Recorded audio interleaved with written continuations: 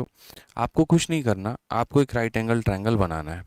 अब ये जो राइट एंगल ट्रायंगल आप बनाओगे ना, तो राइट एंगल ट्रायंगल में यहाँ पर ये हमारा होता है थीटा। ठीक है, थीटा यहाँ पर जिस पे है इसको हम क्या बोलते हैं, तो इसको हम बोलते हैं बेस। ठीक, थीटा के सामने वाला हमेशा क्या होता है, परपेंडिकुलर, यानी जिसको लंब भी बोलते हैं।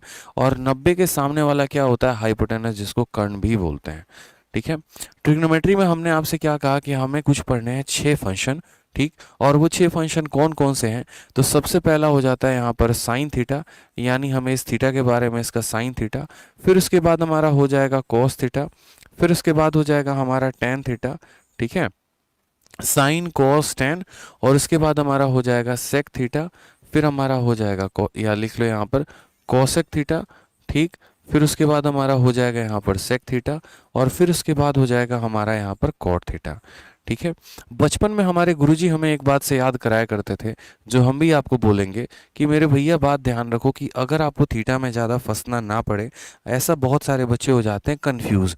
तो आप यहाँ पर एक ट्रिक याद कर लेना, प्यारे बेटा पप्पू हाय हाय बोल। समझ में आ गया मेरे भाई बात यहाँ पे, प्यारे बेटा पप्पू हाय हाय बोल। ठीक है, यहाँ पर ये ऐसे भी याद कर सकते हैं, पंडित भोला प्रसाद हरी हरी बोलिए। अब बोलेंगे सर ये आपने क्या कहा, ये क्या ट्रिक है, कैसा ट्रिक है सर, इससे क्या होगा मेरे भाई। तो इससे यहाँ पर ये होगा कि जो ये P अपॉन एच है ना, ये हमारा है साइन का वैल्यू। यानी अगर आप साइन का थीटा निकालना चाहते हो तो परपेंडिकुलर को हाइपोटेनस से आप भाग कर दो, ये आपका साइन थीटा निकल जाएगा। उसी तरीके से अगर आप कॉस की वैल्यू निकालना चाहते हो तो बेस को हाइपोटेनस से भाग कर दो, ये आपका कॉस का थीटा निकल जाएगा। आप यहाँ टेन का वैल्यू निकालना चाहते हो तो परपेंडिकुलर को बेस से भाग कर दो, तो ये आपका टेन का वैल्यू निकल जाएगा। समझ गए मेरी बात को आप यहाँ पे, क्या कह रहे हैं सर? नहीं नहीं, ठीक है। अब ये जो कॉसेक होता है ना, ये हमारे साइन का उल्टा होता है। ठीक है, ये क्या होता है, उल्टा होता है। तो P अपॉन एच का उल्टा कितना हो जाएगा, H अपॉन P हो जाएगा सर। जो सेक होता है ना, वो हमारे कॉस का उल्टा होता है। यानी अगर B अपॉन एच है तो ये हमारा कितना हो जाएगा, H अपॉन B हो जाएगा।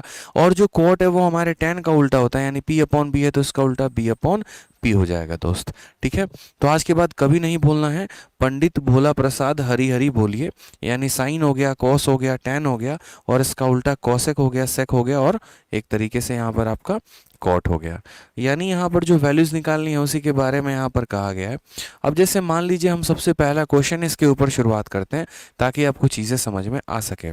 एक और बात मेरे भाई, आप इस बात को ध्यान रखिएगा कि अगर ये कोण थीटा है ना, तो थीटा का यहाँ पर बेस ये वाली वैल्यू है।